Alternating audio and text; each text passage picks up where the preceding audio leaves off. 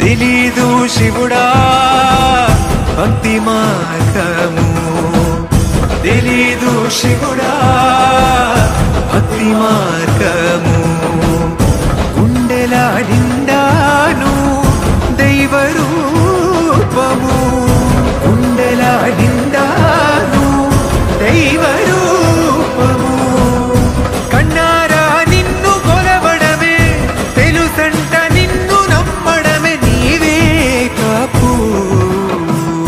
తెలీదు శివుడా భక్తి మార్గము.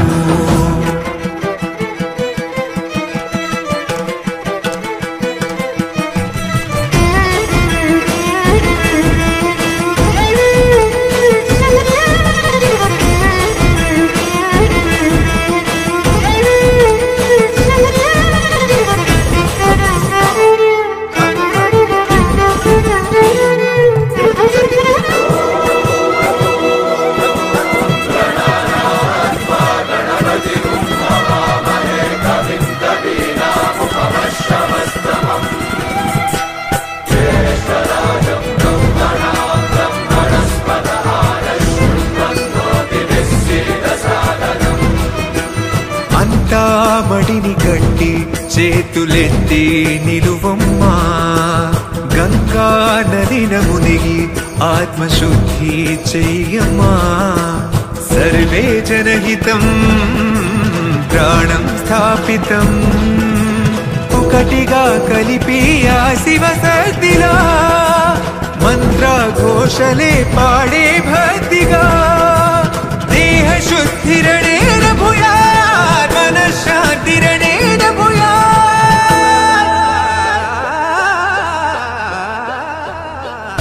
దేహాలయమే దేవాలయము, లోకానుగ్రహమే దైవానుగ్రహము. ప్రణవ స్వరూపం తేజోమయము, పుణ్య సంచయమే పరమ సుఖము. యత్ర శ్రద్ధా భక్తిం తత్ర లభతే జయంతం దైవాచిత్తం. తెలీదు శివుడా భక్తి మార్గము.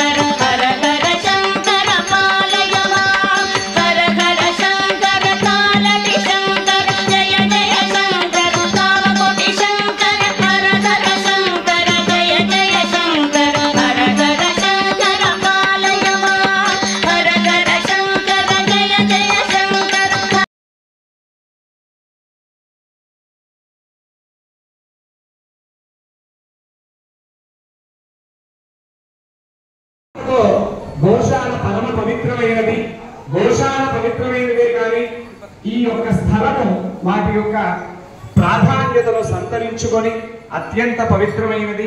మీ యొక్క పాదపద్మములకు సాష్టాంగ నమస్కారాలను తెలియజేస్తూ గోశాలకు అలానే శ్రీ సాంబసదాశివ స్వామి వారి సన్నిధికి స్వాగతం సుస్వాగతం. గోపూజని మన కార్యక్రమం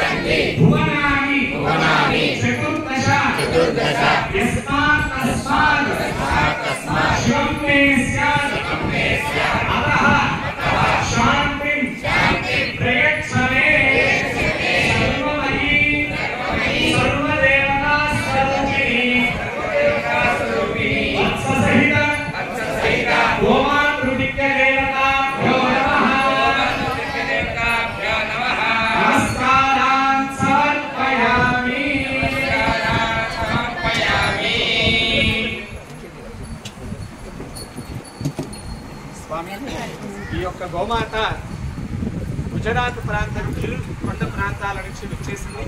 విష్ణువు పాలించినటువంటి గోసంతతి ఈ యొక్క జాతి చాలా విశేషణమైనది. అలానే పాల ఉత్పత్తి శాతం ఎక్కువ, పాలల్లో కూడా చాలా రోగ నిరోధక శక్తిని ఏర్పరిచేటటువంటి శక్తి కలిగినటువంటిది. అలానే మన గోశాలలో మొత్తం 7 జాతులు కలిగి ఉన్నాయి. 30 గోమాతలు చాలా కేవలం దేశీయ గోమాతలనే ఇక్కడ సంరక్షించడం జరుగుతోంది. కాదు వాటి సంరక్షణలో మేము ఉండడం జరుగుతోంది. కావున ఆ గోమాత యొక్క అనుగ్రహాన్ని భక్తులందరినీ కూడా మీ యొక్క కరుణాసపూర్ణ దృష్టితో అందించవలసిందిగా కోరుతున్నాం. ఓం సర్వమంగళమాంగళ్యే శివే సర్వార్థసాధికే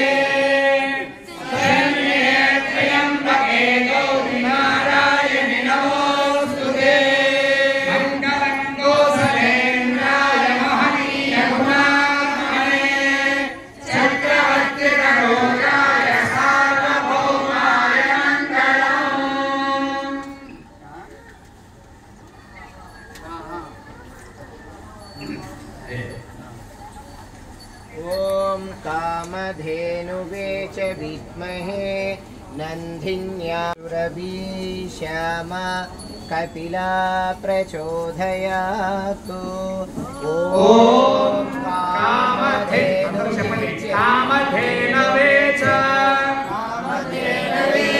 विद्महे नन्दिन्याय च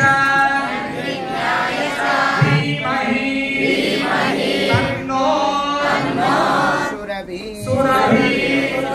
श्यामा कपिला प्रचोदयातु। ओम చెప్పండి అందరూ కూడా కామధేనవే చ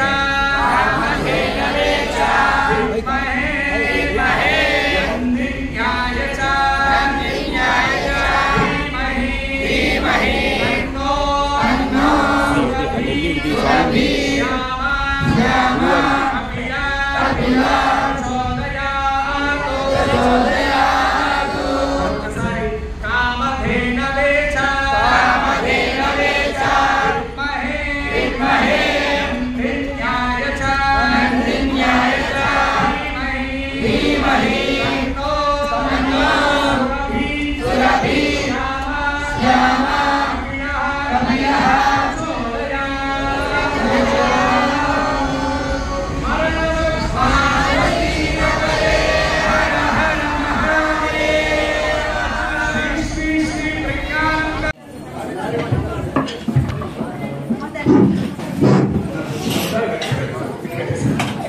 కూర్చోండి అందరూ. మా దయచేసి భక్తులందరూ కూడా మీ స్థానాల్లో మీరు కూర్చోండి.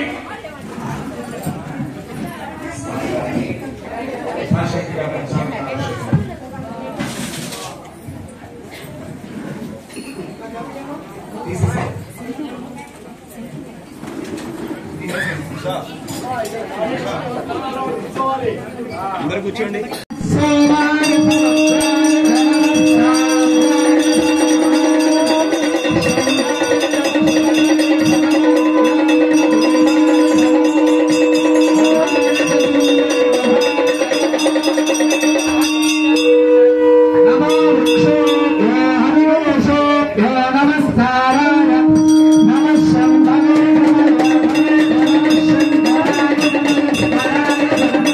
శ్రీ భారతీ తీర్థ మహాస్వామి వారు తదంతేవాసి జగద్గురు శ్రీ విధుశేఖర భారతీ మహాస్వామి వారి యొక్క అనుగ్రహంతో ఈ యొక్క గోశాల అత్యంత వైభవంగా నడుస్తోంది.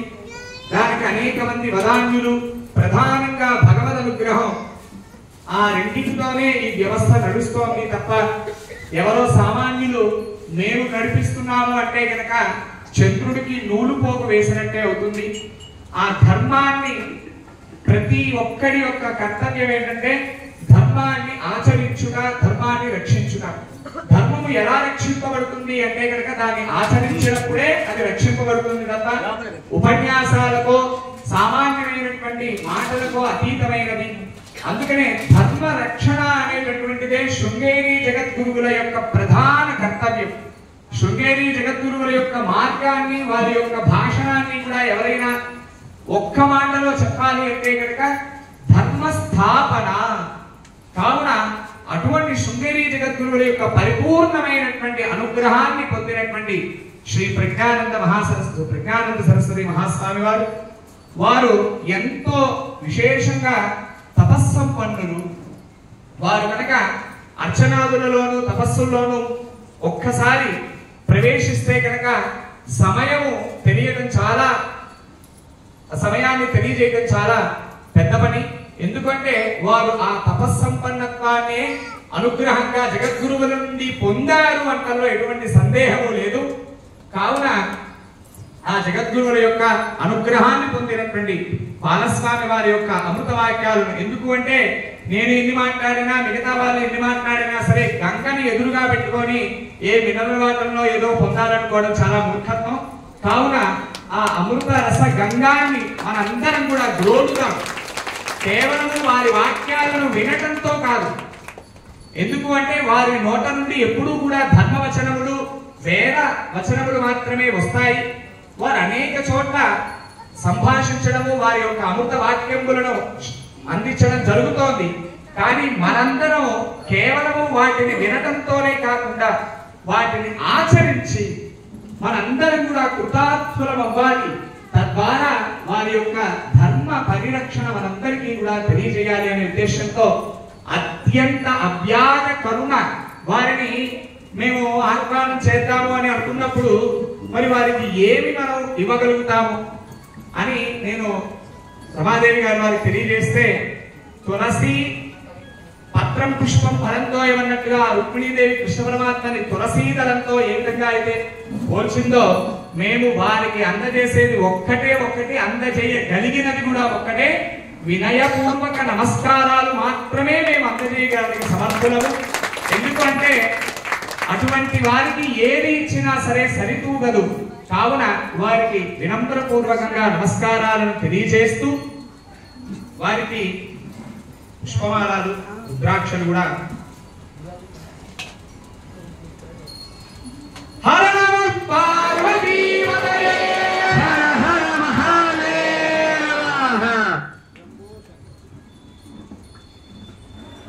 ఎంత కరుణారస దృష్టి మనందరం ఇచ్చినటువంటి దాన్ని మనం ఇవ్వగలిగింది. నేను ఇందాకే చెప్పాను, మనం వస్త్ర వ్యాపారం చేస్తే వస్త్రాలు మన దగ్గర ఉంటాయి, కానీ మేము వేదములు రుద్రాక్షలతోనే బ్రతికే వాళ్ళం.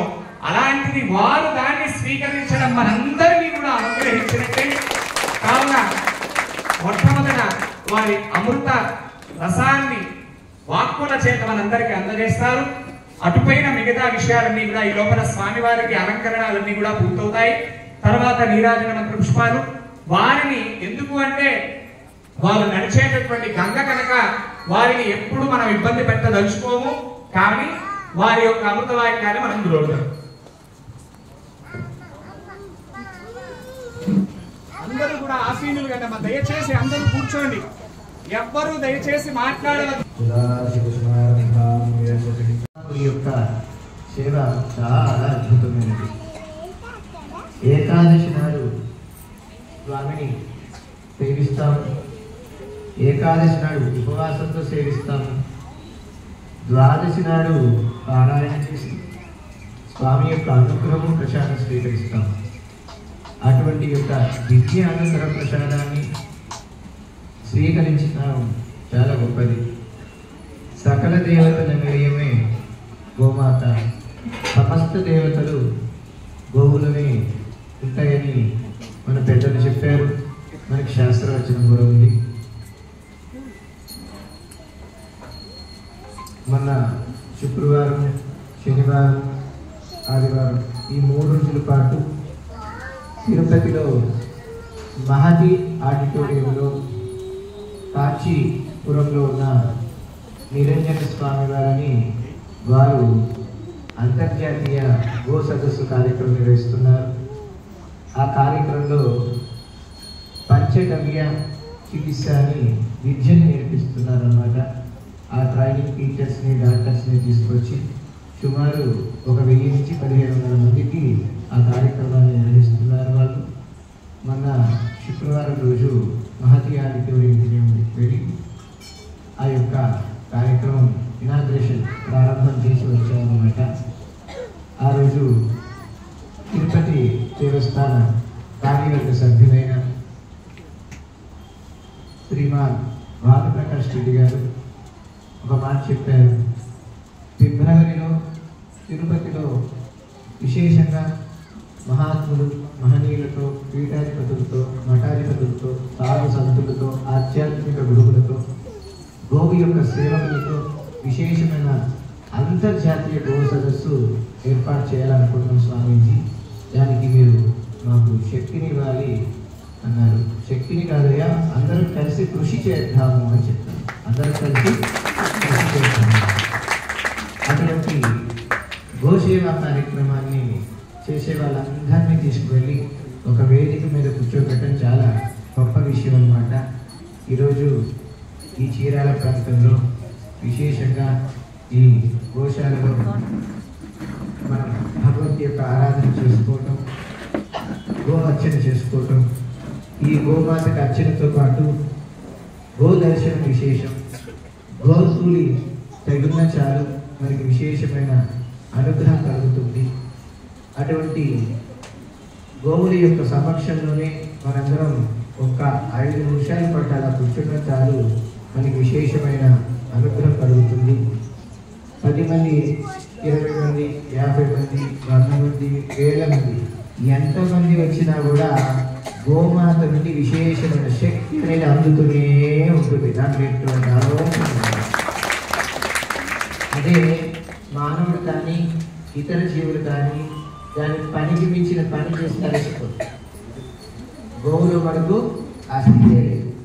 విషపూరితమైన పదార్థాలు స్వీకరించిన గోవు అమృతధారతో కూడిన క్షీరాన్ని మనకు అనుగ్రహిస్తుంది. చూడండి ఎంత గొప్ప విషయం, అవునా? అంటే అమృత విషాన్ని తీసుకొని అమృతాన్ని ఇస్తుంది. అట్లాగే పరమేశ్వరుడు కూడా ఏం చేశారు? విషాన్ని స్వీకరించారు. విషము కాదని విషయము. ఇది విషయము. విషయాలన్నీ కూడా కంట్రోల్లోనే పెట్టుకోవాలి. కడుపులో మిగితే కొన్ని విషయాలు పొట్టనొప్పి, బయటికి కక్కితే ప్రమాదం. ఏంటిది? బయటికి కడితే ప్రమాదం. బయటికి పడ్డ చెప్పుకోండి ప్రమాదం. కడుపులోకి వెళ్తే పొట్టనొప్పి. ఎక్కడ విషయాలు అక్కడే మధ్యలోనే మర్చిపోవాలి, అవునా? ఇంట్లో విషయాలు ఇంట్లో మర్చిపోవాలి. అర్థమైందా? ఇంట్లో విషయాలు ఇంట్లో మర్చిపోవాలి. ఇంట్లో విషయాలు వీధిలో పెట్టకూడదు. దేవాలయానికి వచ్చినప్పుడు ఆ విషయాలు చెప్పకూడదు. ఎక్కడికి? దేవాలయానికి. అలాంటిది విషయాలన్నిటినీ ఈ కంటలో పెట్టడం కూడా సంపూర్ణ ఆరోగ్యం. మన వాళ్ళందరూ ఏం చేస్తారంటే ఆ విషయాలు పక్కన వాళ్ళకి, ఎదురు వాళ్ళకి, చుట్టుపక్కల వాళ్ళందరికీ చెప్తారు అనమాట. ఓని చెప్పేది ఈవిడ ఆమె విషయం కాదు, పక్కన వాళ్ళ విషయం చెప్తున్నారు. ఎవరి విషయము?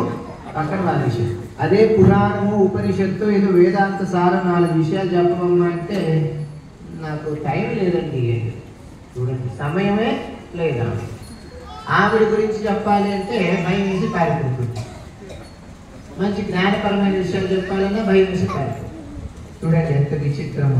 అదే ఇతరుల గురించి చెడుగా చెప్పాలి అంటే సమయము చాలా ఉంటుందన్నమాట. ఎంతో ఔన్నత్యంతో కారుణ్యంతో మాట్లాడుతుంది అనమాట. ఇతర విషయాలు కదా, ఎందుకు ఆ కారుణ్యం అంటే ఆవిడ మీద కాదు, ఆ విషయాలని ఇవిడ వింటుంది కాబట్టి కారుణ్యం అనమాట. కారుణ్యం ఎవరి మీద చూపించాలి? వాత్సల్యం, ప్రేమ, అనురాగము, మమకారము, అవునా, ఆప్యాయత, అనుబంధం ఉన్న వాళ్ళ మీద జీవించాలి. కానీ అది ఏమి లేకపోయిన వారి మీద కూడా ఈవిడ విషయాలు వింటుంది అంటే చేస్తారు. అయితే మానవుడు ఎందుకు నిత్య జీవితంలో అసంతృప్తిగా జీవిస్తున్నాడంటే ప్రధానమైన ఏంటంటే విషయాన్ని బయటికి కట్టడము, లోపల మిగటం వల్లనే అసంతృప్తిగా జీవిస్తున్నాడు. ఇప్పుడు మీరు విషయాలు ఎక్కడ పెట్టుకుంటారు చెప్పండి? కంట్రోల్లో పెట్టుకున్నారంటే కంట్రోల్లో ఉన్నట్టు. ఎందుకు కంట్రోల్లో పెట్టుకున్నారంటే కంట్రోల్లో ఉన్నట్టు. మీరు కంట్రోల్లో ఉంటారో కాంట్రవర్సీగా ఉంటారో మీరు ఆలోచించాలి. కంట్రోల్లో ఉంటారో కాంట్రవర్సీగా ఉంటారో మీరు ఆలోచించాలి. చెప్పండి, ఏం చేస్తారు? కంట్రోల్లోనే ఉంటారా? కాంట్రవర్సీ లేదా? No controversy. What happen? ఎందుకంటే ఏమి బాధ?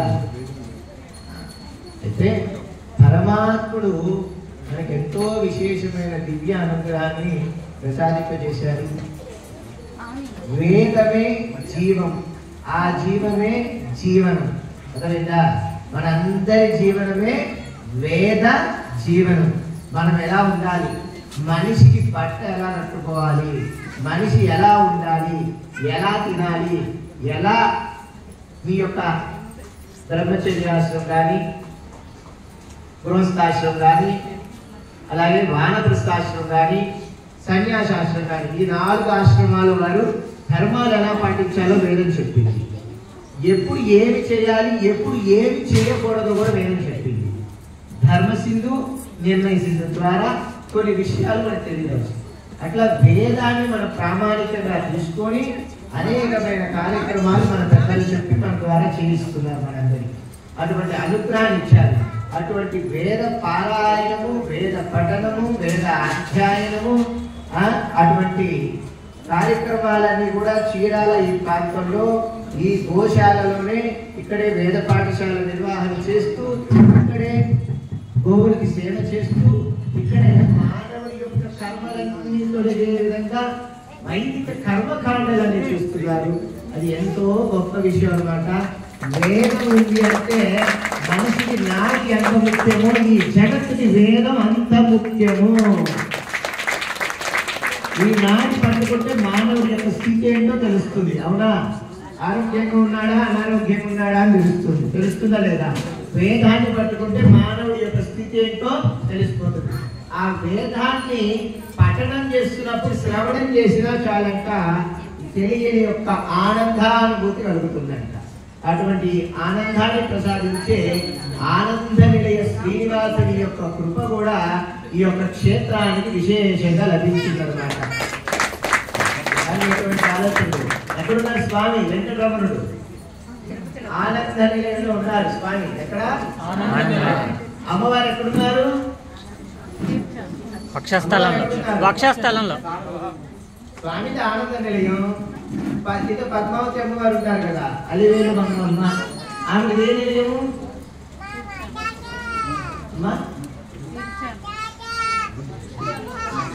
అవునమ్మా, ఏ నిలయం? స్వామి నిలయం పేరు ఆనంద నిలయం, అమ్మవారి నిలయం పేరు. అందరూ ఒకటి కోరుకుంటారు, ఏంటిది? కోపం వచ్చిందనుకో శాంత నిలయం. కొండ ఎక్కితే ఆనందం, కొండ దిగితే ఏం కావాలి? ఈ 7 కొండలే షట్చక్ర సాధన కుండలిని జాగృతి చేస్తుంది. చూడండి, మీరు ఈ 6 చక్రాలు అంటే 6 కొండలు దాటారు, 7వ కొండకి వెళ్ళారు. అక్కడికి వెళ్ళి నాకు ఇల్లు వాకిలి ఒళ్ళు అన్ని మర్చిపోతారు. అవునా? మనసు తెలియదు. ఇక్కడి నుంచి అక్కడికి వెళ్ళి పాల ప్యాకెట్ తీసుకురారా అంటే బండి వేసుకుని వెళ్తారు. నిజం చెప్పండి, అక్కడ నడుచుకుంటూనే వెళ్ళిపోతారు. ఓపిక లేని మనిషి కూడా నడుస్తారు. అది ఎలా వచ్చింది? గోవింద గోవింద గోవింద గోవింద గోవింద గోవింద అనే స్వామికి ఎందుకు వచ్చిందంటే, తిరుమల స్వామి వారు రావటానికి ముందుగా గోవు యొక్క క్షీరమును స్వామి స్వీకరించారన్నమాట. ఏంటి? గోవు యొక్క క్షీరమును స్వీకరించారు. అటువంటి గోవుని ఎవరైతే పోషణ చేస్తున్నారో ఆ గొల్లవాడి యొక్క వంశీకులకే తిరుమలలో మొదటి దర్శనం ఈ రోజు కూడా జరుగుతుందండి. అంటే గోవుని సేవించడం వలన వెంకటరాముడు కూడా తొలి దర్శనాలు ఇచ్చాడండి. చూడండి అక్కడ. అవునా? మనం గోవిందుని సేవ చేశాము అన్నా గో సేవ చేశామన్నా రెండు ఒకటేనంట, వేరే ఏమీ లేదు.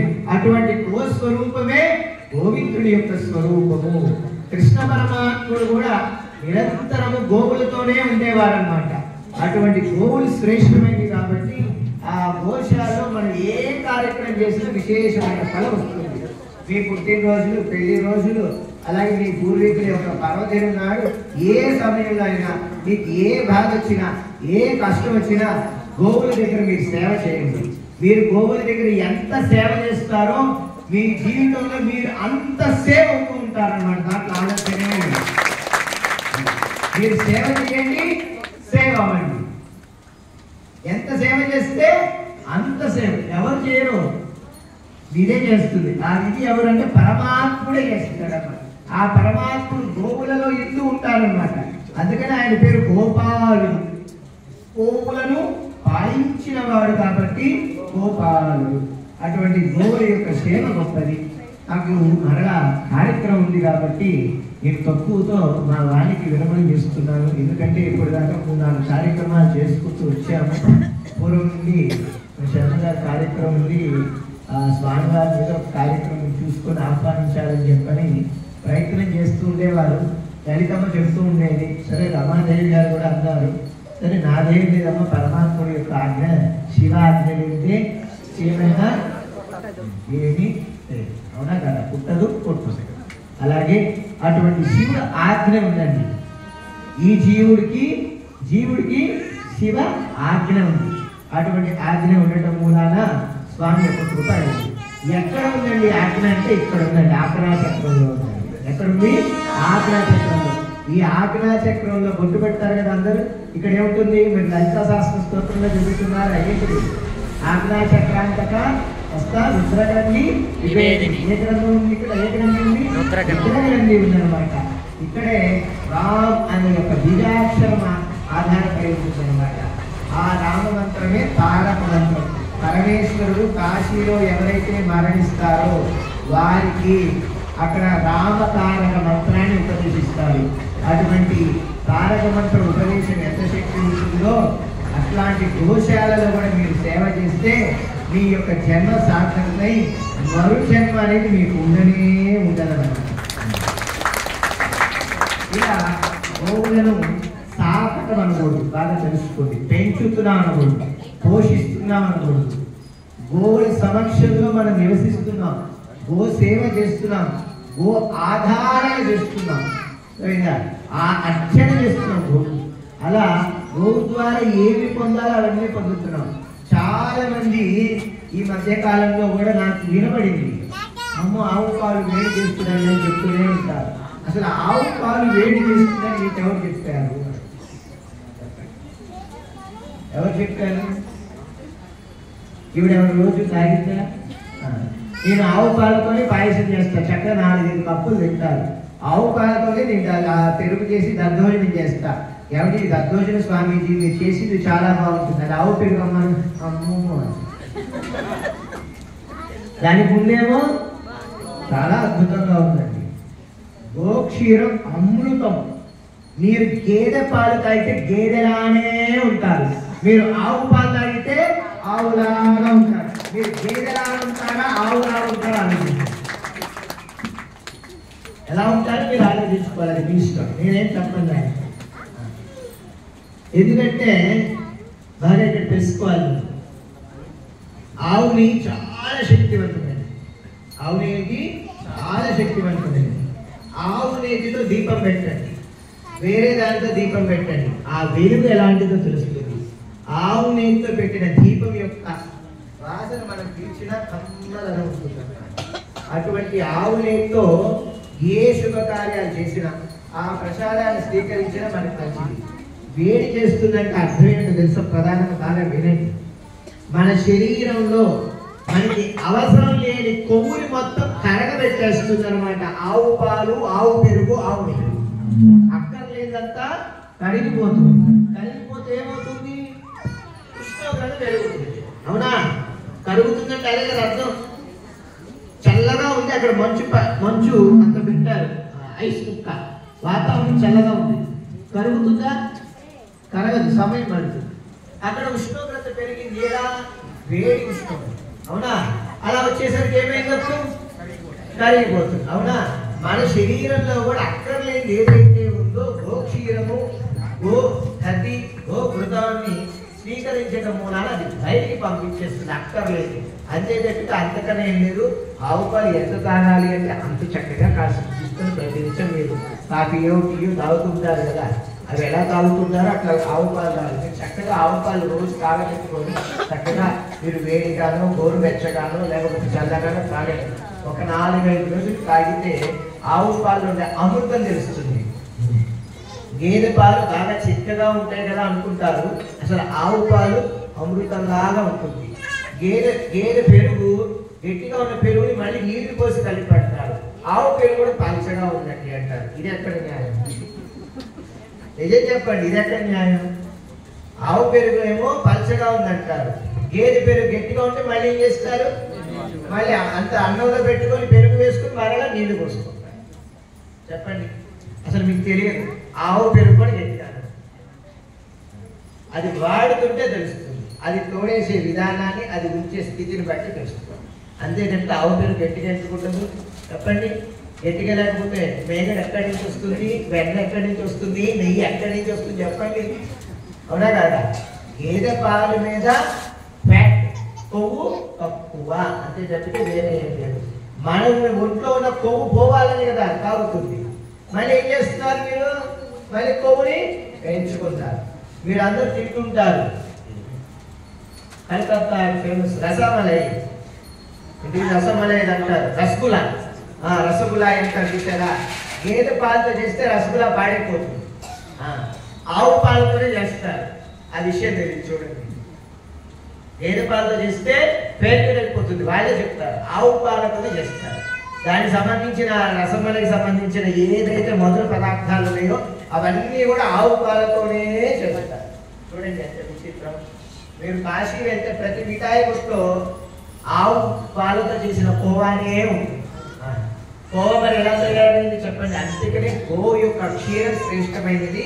గోవుని పోషిస్తే నీ జన్మ సార్థక అవుతుంది, నీ జన్మ ధన్యత చెందుతుంది.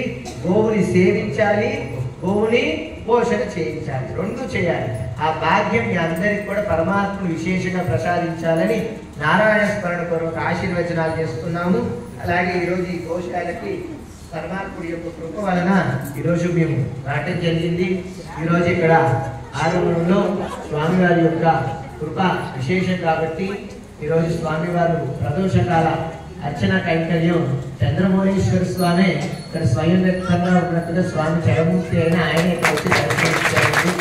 అలాగే పరదేవత కరుణాం కరుణాం తరంగితాక్షి అన్నట్టుగా అమ్మవారి యొక్క నేత్రాల నుండి మనకి కరుణ వచ్చేస్తుందంట. తరంగితాక్షి, ఆ తరంగాలకి నాశనమే లేదు, నశింపే లేదు. అటువంటి నశింపు లేని లలితా పరావర్తానిక దేవత యొక్క కారుణ్యం వస్తుందన్నమాట. అనేక కోటి బ్రహ్మాండ జనని, ఈ యొక్క జగత్తు అంతని కూడా బ్రహ్మాండాన్ని సృష్టింపజేసింది ఆ తల్లి, సృజింపజేసింది ఆ తల్లి. అటువంటి పరదేవత కూడా ఇక్కడ చక్కగా విశేషంగా అమ్మవారి చింతామణి గృహంలో కూర్చున్నట్టుగా అమ్మవారి ఇక్కడ చిరమూర్తిగా కూర్చున్నా కానీ అమ్మవారి చక్కగా చిద్విలాసమూర్తిగా అమ్మ దర్శనమిస్తుంది. అటువంటి భాగ్యం మనకు కలగటం చాలా గొప్ప విషయం. చాలా నాకు అక్కడ ప్రారంభంలోనే అడుగు పెట్టగానే నాకు శంకరుడు దర్శనం ఇచ్చారు, చాలా ఆనందం. ఆ శంకరుడు యొక్క చిత్రం కూడా కైలాసం నుండి స్వామి కైలాసం నుండి ఈ చతుర్నారాయణ పీఠాలకు తీసుకొచ్చే ఆ లింగములను, ఆ గణపతి శ్రీచక్రములను, ఆ చిత్రాన్ని అక్కడ వాళ్ళు పెట్టడం నాకు చాలా మనసుకి ఆనందం కలిగింది. చంద్రమౌళీశ్వర స్వామి ఆరాధన కార్యక్రమాల వల్ల మేము సమయాన్ని కొద్దిగా మార్పు చేశాము. కానీ ఇక్కడ ఆ చంద్రమౌళీశ్వర స్వామి వారి ఇక్కడ చరమూర్తిగా ఆయన కూర్చొని ఆయన ఆరాధన చేయించుకున్నారు. అటువంటి కృప మీకు ఎప్పుడు పరిపూర్ణంగా ప్రసాదింపచేయాలని మనకి ఇక్కడ మరి అధ్యాపకులుగా ఉంటూ ఉపాధ్యాయులుగా ఉంటూ వారు ఎంతో సేవ చేస్తున్నారు. వారితో పాటు ఇంకా అనేక మంది కూడా కలిసి విద్యార్థులకు మంచి బోధన ఇస్తున్నారు, మంచి జ్ఞానాన్ని ఇస్తున్నారు. మీ అందరితో కలిసి ఒక కుటుంబం లాగా వారు కలిసి చేస్తున్నందుకు మాకు చాలా ఆనందంగా ఉంది. చదవడానికి దాని యొక్క విధానానికి, అలాగే ఈ కార్యక్రమానికి సంబంధించిన ఈ దేవాలయము, ఈ గోశాల కార్యకర్తలు ఎవరైతే ఉన్నారో కమిటీ సభ్యులు, కార్యకర్తలు, సేవకులు అందరికీ కూడా విశేషంగా నారాయణ స్మరణ కొరకు ఆశీర్వచనాలు చేస్తున్నాను. మా దయచేసి ఏమీ అనుకోవద్దు, ఎవరికి కూడా నేను ప్రసాదం ఇక్కడ ఇవ్వలేను, సృష్టిస్తానన్నమాట. దయచేసి ప్రతి ఒక్కరు కూడా మీరు అర్థం చేసుకోవాలి. నాకు కార్యక్రమాలు ఉన్నాయి కాబట్టి మేము వెళ్తున్నాము. హరి ఓం దర్శనం.